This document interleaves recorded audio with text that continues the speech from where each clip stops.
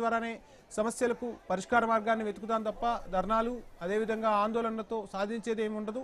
మేము చిత్తశుద్ధితోనే వ్యవహరిస్తున్నామనేది అటు కేంద్రం నుంచి చెప్తున్నమాట. చూద్దాం మరి ఏ అంశాలు ఏం జరగబోతాయి ఏంటి అనేది మాత్రం చూడాల్సిన అంశం ఉంది. సో ఇదే అంశానికి సంబంధించి మనతో మాట్లాడేందుకు జయరాం గారు ఉన్నారు. జయరాం గారు నమస్కారం. నమస్తే వంశీ. రకరకాల పరిణామాలు జరుగుతున్నాయి. పార్లమెంటు వర్షాకాల సమావేశాల్లో నిన్న జరిగిన పరిణామాలు, ఈరోజు ఏకంగా ప్రధాని మోదీ నివాసాన్ని ముట్టడించే వరకు పరిస్థితులు వచ్చాయి. హై వోల్టేజ్ పాలిటిక్స్ నడుస్తున్నాయి. ఒకవైపు కేంద్రం కూడా స్పందించింది. చర్చిద్దాం, చర్చలకు తలుపులు ఎప్పుడు తెరిచే ఉంటాయనేది కేంద్రం చెప్తున్నమాట. సో ఎలా చూస్తున్నారు ఈ పరిణామాలన్నింటినీ? ఏం జరగబోతుంది అనుకోవచ్చు? సో మీకు న్యూస్ ప్రేక్షకులకు నమస్కారం వంశీ. Good evening. ఇక్కడ మేము కూడా కోరుకునేది అదే, చర్చలే కావాలని చెప్తున్నాం. చర్చల ద్వారానే ప్రపంచ దేశం లోపల ఏ అంశాన్నైనా ఏదైనా చర్చల ద్వారానే, రాజ్యాంగబద్ధంగా చర్చల ద్వారానే పరిష్కారం జరుగుతాయని మనస్ఫూర్తిగా నమ్ముతున్నాం. రాజ్యాంగాన్ని విశ్వసిస్తున్నాం. సో రాజ్యాంగబద్ధంగా ఎలాంటి చర్చకైనా సిద్ధంగా ఉన్నామని తెలియజేస్తున్నాం. కానీ ఇక్కడ 21 రోజు గడిచిపోయినా కూడా నిన్న లాఠీలు విరుగుతుంటే బిడ్డలు ఆ కన్నీళ్లు పెట్టుకోకుండా ఆక్రోశించేసి, ఇంకా వీలవుతే పోలీసులకు కోఆపరేట్ చేసి ఒళ్ళు అప్పగించేసి యుద్ధ వీరులాగా నిలబడ్డందుకు నిజంగా ఈ రోజు భారతదేశం వాళ్ళకు రుణపడి ఉంటుంది. ఆ కన్న తల్లిదండ్రులకు వాళ్ళకు. అంటే ఈ రోజు జరుగుతున్న అంశాన్ని మేము క్లియర్ గా అడిగేది ఒకటి, అయ్యా ధర్మేంద్ర ప్రధాన్ గారిని దీనికి బాధ్యత వహించేసి ఆయన టర్మినేట్ చేస్తారా లేకపోతే రిజైన్ చేస్తారా, అది డిసైడ్ చేయండి. మరొక అంశం వచ్చేసి, ఇలాంటి అంశాలు అనేకం జరుగుతాయా, ఇలానే ఇంకా పునరావృతం అవుతాయా కావా అనే విషయాలు చెప్పండి. విద్యార్థి లోకాన్ని, జంజీకి గౌరవాన్ని ఇవ్వండి. మీరు మాట్లాడిన ప్రతి ఒక్కరిని అర్బన్ నక్సలైట్ ముద్ర వేసేసి నోర్లు నొక్కేయాలనుకుంటే ఈ రోజు దేశం మొత్తం కదిలింది. ఎవరికి సంబంధాలు లేవు, ఎవరి మీద ఎవరు డబ్బులు ఖర్చు చేయలేదు, ఎవరి తిండి వాళ్ళే తిన్నారు, ఎవరి బాధలు వాళ్ళే పడ్డారు, ఎవరి రక్తాన్ని వాళ్ళే కార్చేళ్ళు. ఇది నగ్న సత్యం. ఈరోజు దేశమాత ఈరోజు చూస్తూ కన్నీళ్లు పెట్టుకుంటుంది. మీరు ఏ భరతమాత చెప్తున్నారో, ఏ భరతమాత ముద్దు బిడ్డలు అనుకుంటుండో, ఈ రోజు మీరు కొట్టి బట్టలు ఇప్పి ఆడబిడ్డల్ని వ్యవస్థ చేసినా కూడా ఈ బిడ్డలంతా కూడా జయరాం గారు, కాంగ్రెస్ పార్టీ నుంచి ప్రధాన డిమాండ్ వినిపిస్తుంది. కొద్దిసేపటి క్రితమే ప్రతిపక్ష నేత, కాంగ్రెస్ అగ్రనేత రాహుల్ గాంధీ ట్వీట్ చేశారు. నిన్న జరిగిన అంశానికి సంబంధించి ఇప్పటి వరకు కూడా ప్రధాని కానీ అమిత్ షా కానీ బాధ్యత వహించలేదు. ఎన్డీఏ కూటమిలో ఏ ఒక్కరూ అకౌంటబిలిటీ తీసుకోలేదు. జరిగిన అంశం ఏమైనా చిన్న అంశమా? విద్యార్థులపై దాడి జరిగితే ఎందుకు స్పందించరు? బాధ్యతగా అసలు మీరు ఎందుకు ముందుకు రారు అంటూ కూడా ప్రశ్నించారు. మరోవైపు కాంగ్రెస్ రెండు చేతులకు సంకెళ్లు వేసుకుని ప్రజాస్వామ్యమే బందీ అయిపోయింది అన్నట్టుగా నిరసన వ్యక్తం చేస్తున్న పరిస్థితి కనిపిస్తోంది. సో ఎలా చూడొచ్చు అంటారు ఈ అంశాలన్నీ? దీంట్లో రాజకీయ పార్టీలు లేటుగా కదిలినా కూడా కదిలి వస్తున్నాయి. దానికి సంతోషం. మేధావులు, విద్యార్థి లోకము, జంజీ యువత అనేక దుర్మార్గాలు, దుష్ప్రచారాలు, ప్రభుత్వంలో ఉండే సోషల్ మీడియా వాళ్ళు విశృంఖలాలుగా అదుపు లేకుండా ప్రచారం చేసినా కూడా ఈరోజు ప్రజలు దాన్ని ఏది నమ్మలేదు. సమస్యనే తీర్చాలని, సమస్య తీరాలని ప్రజలు రోడ్డు మీదకి వచ్చిండ్రు.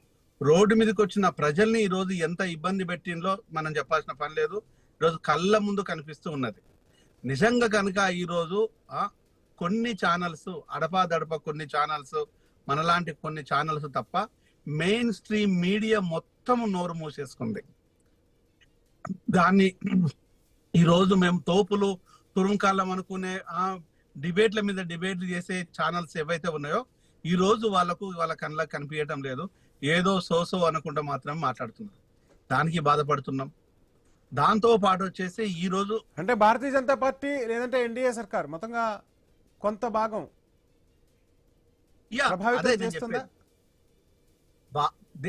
ఏ విషయంలో వంశీ మీడియాను కూడా ప్రభావితం చేసే స్థాయికి వెళ్ళిందా అని అడుగుతుంది. అబ్సల్యూట్లీ దాంట్లో డౌట్ ఏముంది? మీకు తెలియంది ఏమున్నది? ఇక్కడ మీరు ఒక సీనియర్ జర్నలిస్ట్. ఈ రోజు మీ సోషల్ మీడియా లేకపోతే మీడియా రైట్ జయరాం గారు ఒకసారి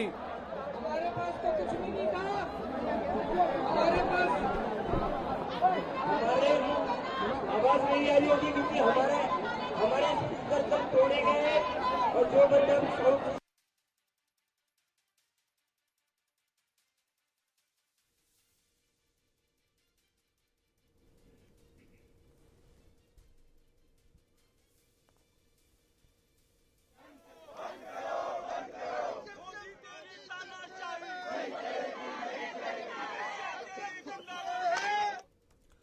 యా రైట్ జయరామ్ గారు చూస్తున్నాం ఓవైపు అటు ఆప్ స్పందిస్తోంది, ఇటు మీరు అన్నట్టుగా పార్టీలన్నీ ఒక్కొక్కటిగా కదిలిస్తున్నాయి. ఎందుకు ధర్మేంద్ర ప్రధాన్ విషయంలో ఇంత పట్టు పడుతూ ఉన్నారు? సో పట్టు వదలట్లేదు అటు భారతీయ జనతా పార్టీ, కానీ ఖచ్చితంగా ధర్మేంద్ర ప్రధాన్ రాజీనామా చేయాల్సిందే అంటూ అటు కాక్రోచ్ జనతా పార్టీ కానీ ఇప్పుడు ఆప్ కానీ కాంగ్రెస్ కానీ డిమాండ్ చేస్తున్న పరిస్థితి. ఇప్పటికైనా కేంద్ర సర్కార్ ధర్మేంద్ర ప్రధాన్ విషయంలో ఒక నిర్ణయం తీసుకుంటుందని భావించవచ్చా? దాని మీద ఎవరికి ఎలాంటి కోపం లేదు భారత పౌరులకి. ఇక్కడ కోపం వల్ల బాధల్లా రెండు విషయాల మీద, ఒకటి వచ్చేసి ఏమో సిబిఎస్ఈ ఎగ్జామ్స్ మీద, మరొకటి వచ్చేసి నీట్ విద్యార్థుల విషయం లోపల. ఈ రెండు అంశాల మీదనే ఈ రోజు దేశం మొత్తం మాట్లాడుతున్నది. ధర్మేంద్ర ప్రధాన్ అనే వ్యక్తి ఈ రోజు మొదటివాడు కాదు, చివరివాడు కాదు. ఇక్కడ జరుగుతున్న ఈ అంశానికి ఆయన, ఈ శాఖకు ఆయన మంత్రి కాబట్టి ఆయన మరి ఎందుకు దీనిపైన సరైన చర్యలు తీసుకోలేదనేది ఒకటి. గ్లోబరీనా అది ఒక దొంగల సంస్థ. ఆ దొంగల సంస్థకు మెయిన్ అడ్డా వచ్చేసి తెలంగాణ, హైదరాబాద్. మళ్ళీ అదే సంస్థకి ఇచ్చేసి మళ్ళీ బిడ్డల జీవితాలు నాశనం చేయడం ఏంది? అంటే ఇక్కడ అమ్ముడు పోయినట్ట, అమ్ముడు పోనట్ట. గ్లోబరీనకు ఎలాంటి శిక్షలు ఉండవా? గ్లోబరీనకు ఎలాంటి వేషుజాలు ఉండవా? గ్లోబరీనా చట్ట పరిధిలోకి రాదా? గ్లోబరీనా వచ్చేసి చట్టంలో లేదా? గ్లోబరీనా వచ్చేసి రాజ్యాంగానికి తల వంచదా? గ్లోబరీనా ఇష్టానుసారంగా చేస్తుందా? అంటే ఈరోజు మీరు ఎంత నెత్తినెక్కించుకోకపోతే, మీ ప్రభుత్వం ఎంతగా మీరు గ్లోబరీనాతోని మమేకం కాకపోతే, మీకు ఎంత ప్రేమ గ్లోబరీనా లేకపోతే మీరు గ్లోబరీనాను కాపాడుకుంటూ వస్తారు. ఈరోజు నేను ఒక్కటే అడుగుతున్నాను భారత ప్రభుత్వాన్ని, అయ్యా మీరు ఈరోజు మీ విస్తృతమైన అధికారం మీ చేతిలో ఉంది. మీరు ఎవరినైనా చేయొచ్చు, ఎవరినైనా విచారణ చేయొచ్చు, ఎవరినైనా పట్టుకోవచ్చు, ఎవరినైనా రక్తాలు వచ్చినట్టు కొట్టొచ్చు, ఎవరి బట్టలైనా చింపొచ్చు. కానీ మా లాంటి బిడ్డలు మీకు లేరా అని మాతో పాటు ఆ బిడ్డలు కూడా అడుగుతున్నారు. అది మీకు ఆ బాధ్యత లేదా? ఈ రోజు కనీసం మీరు మీ మంత్రి గారిని అడగరు. గ్లోబరీనా దానికి ఉండే గ్లోబరీనా శిక్షించరు.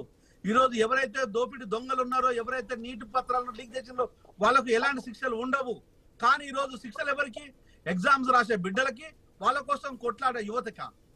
ఈరోజు రక్తాలు కారేటట్టు, టియర్ గీసులు వదిలేటట్టు పార్లమెంట్ వరకు వెళ్ళి బతికిపోయారు. కానీ పార్లమెంట్ నిజంగా గేటునే తాకినట్టు అవుతే ఎన్ని శవాలు లేచేటివి ఈరోజు? ఎంతమంది చనిపోయే వాళ్ళు ఈరోజు? ఎంతమంది ప్రాణత్యాగం చేసే వాళ్ళు?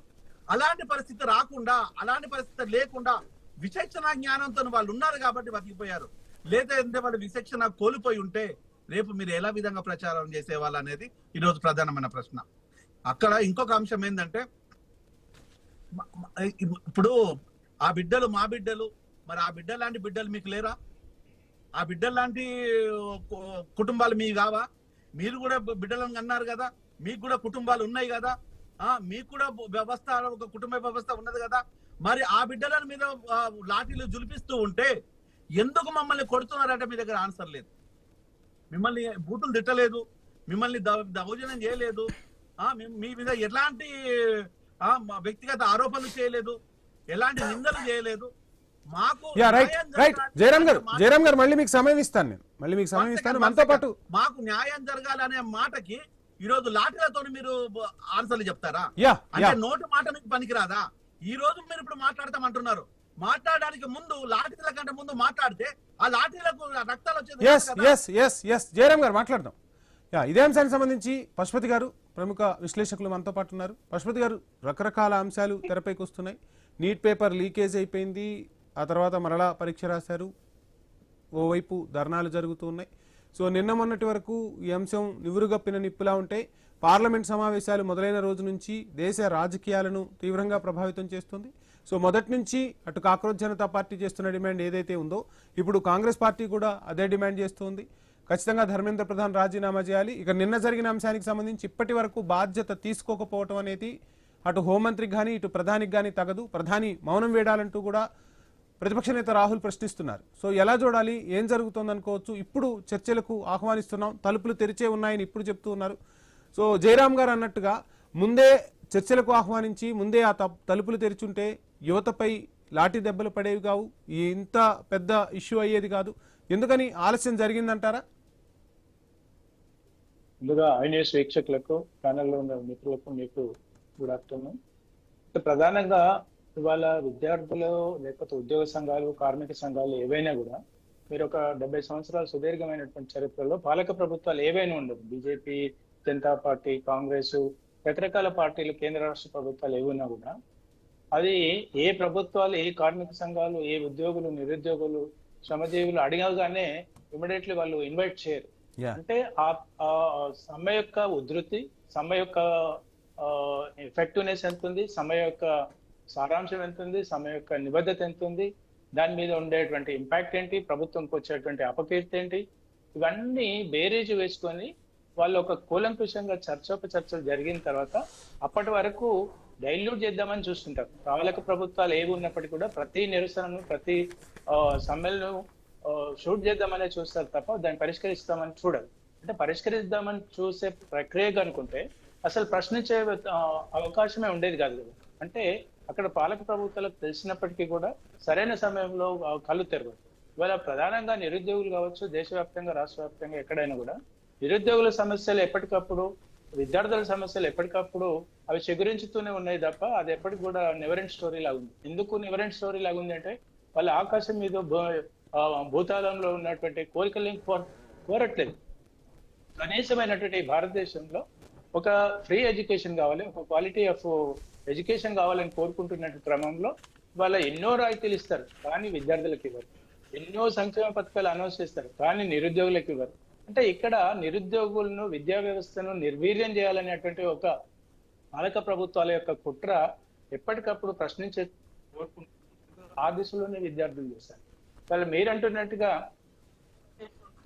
అట్లీస్ట్ వాళ్ళు ఒక 20 days ఒక నిరసన దీక్ష జరుగుతున్నప్పుడు అట్లీస్ట్ పార్లమెంట్ ముట్టడి చేస్తున్నామని అఫ్ కోర్స్ ప్రేయర్ పర్మిషన్ లేకపోయినప్పటికీ కూడా అట్లీస్ట్ వాళ్ళకి ఒక సందేశం ఇచ్చేసి అక్కడ ఎవరైతే లీడ్ తీసుకుంటున్నారో వాళ్ళని తీసుకుంటే బాగుండేది అనేది నా అభిప్రాయం. ఎందుకంటే విద్యార్థులు భవిష్యత్తు కలిగిన వాళ్ళు ఆరోగ్యంగా ఉండాలి, వాళ్ళు భవిష్యత్తులో ఉద్యోగాలు చేసుకోవాలి, ఎటువంటి వాళ్ళ పైన కేసులు కూడా లేకుండా ఉండాల్సిన ఆవశ్యకత. వాళ్ళు తెలంగాణ రాష్ట్రం తీసుకోండి, తెలంగాణ రాష్ట్రం సంవత్సరాల తరబడి వచ్చింది.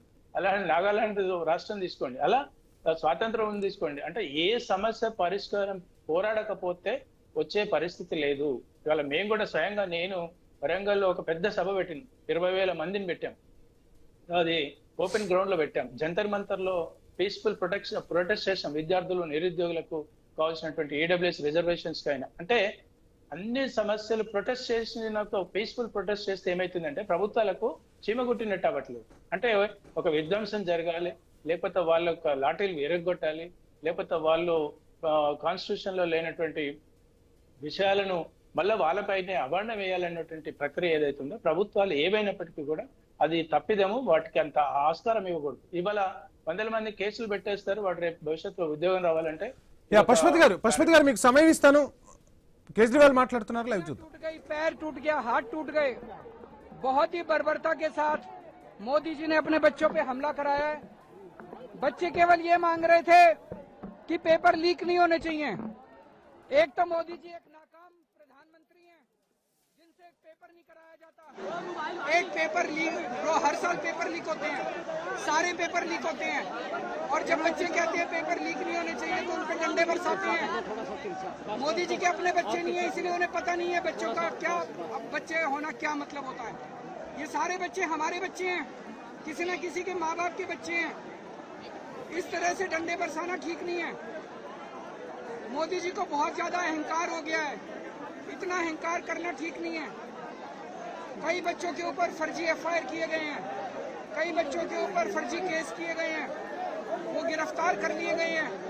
कई बच्चों को ये भी नहीं पता पेरेंट्स को कि हमारे बच्चे कहाँ गए, वो मिसिंग नजर आ रहे हैं. आज सुबह से हमने एक हेल्पलाइन जारी की थी. हेल्पलाइन पे जितने मैसेज आ रहे हैं, अभी तक मैं लगभग 70-80 बच्चों को थानों में जाके छुड़वा चुका हूँ सुबह से. कई बच्चे जो पता चला मिसिंग है, उनको जब पुलिस वालों को दिया तो वो बच्चे मिल गए, कोई किसी जेल में था, कोई किसी जेल में था। मैं सब बच्चों को कहना चाहता हूँ, हिम्मत नहीं हारनी, जब तक मकसद पूरा नहीं होता हमें डटे रहना है। बड़े से बड़े तानाशाह को भी जनता के सामने झुकना पड़ता है। मोदी जी की तो बिसात ही क्या है। तो जनता अगर खड़ी रहेगी, हमारी मांगे न्याय संगत है।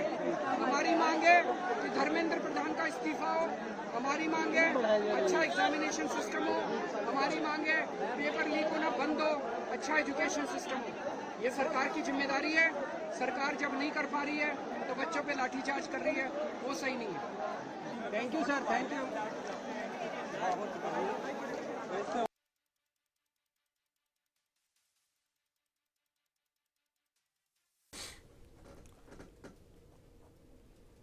యా పశుపతి గారు, కేజ్రీవాల్ కూడా చెప్తూ ఉన్నారు, అన్ని అంటే రాజకీయ పార్టీలన్నీ ఒక్కటవుతున్నాయి ఈ అంశంపై, ప్రతిపక్షాలన్నీ కూడా.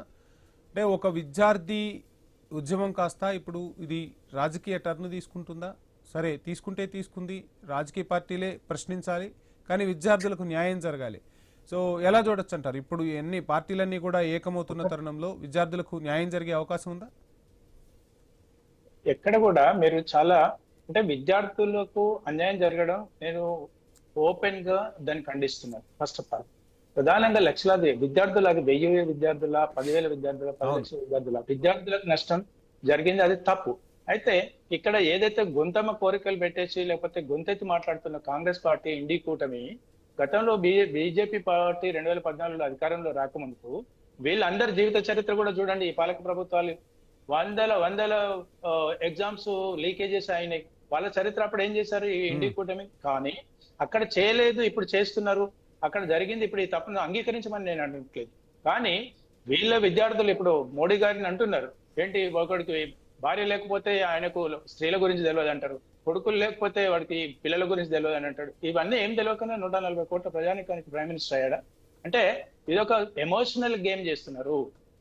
ఇది విద్యార్థులు, నిరుద్యోగులు దీని వెనకాలండి ప్రతిపక్ష పార్టీలు దీన్ని గోరంతని కొండంతగా చేసేటువంటి ప్రక్రియ వాళ్ళ స్వలాభం కోసం, ఇవాళ నిరుద్యోగులకు విద్యార్థులకు జరగబోయే లాభానికంటే వీళ్ళ లాభాన్ని ఎక్కువ ఓన్ చేసుకోవాలనేటువంటి తాపత్రయంలోనే ఉన్నారు. ఇప్పుడు మీరు ఆ విద్యార్థి సభకు వెళ్ళినటువంటి నిరసన కార్యక్రమాలకు వెళ్ళినటువంటి పాలక ప్రతిపక్ష పార్టీలు వాడు నీటిలో జరిగిన అన్యాయం గురించి మాట్లాడరా బాబు అంటే, వేరే ఎస్పీ పార్టీ వాళ్ళు, వేరే పార్టీ వాళ్ళు ఇంకేదో పార్టీ మాట్లాడతారు, ఇంకేదో మతం మాట్లాడతారు. మతానికి నీటికి సంబంధం ఏంటండి? అంటే వీళ్ళు నేను ఏమంటున్నాను, ముక్కుసూటిగా చెప్తున్నాను, విద్యార్థులకు జరిగిన అన్యాయాన్ని నేను కూడా ప్రశ్నిస్తున్నాను.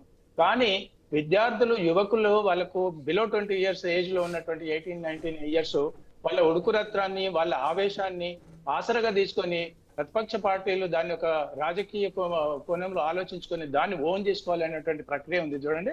అది దుర్మార్గపు చర్య. అది ఎవరు చేసినా పర్వాలేదు. కానీ ఇక్కడ ఉదాహరణ తెలంగాణలో నిరుద్యోగులకు ఉద్యోగాలు ఇయ్యారు, కానీ వీళ్ళు ఇక్కడ పోయి ఆ మంత్రులు. ఇదే అంశంపై ఈ రోజు ఎజెండాలో చర్చిద్దాం. దేశంలో విద్యార్థులకు సంబంధించిన అంశాలు, విద్యార్థుల సమస్యలు రాజకీయ పార్టీలకు అస్త్రంగా మారుతున్నాయా, రాజకీయ రంగు పులుముకోబోతున్నాయా? ఈ అంశం గురించే ఈరోజు ఎజెండాలో కూడా 7 PM కి ఐ న్యూస్ ఒక బిగ్ డిబేట్ కంటిన్యూ చేయబోతుంది. సో ఆ డిబేట్ లో కూడా ఈ అంశంపై చర్చించే ప్రయత్నం చేద్దాం. క్వశ్చన్ అవర్ లో పార్టిసిపేట్ చేసిన పశుపతి గారికి, జయరామ్ గారికి థ్యాంక్ యూ సో మచ్. ఇది ఇప్పుడు క్వశ్చన్ అవర్.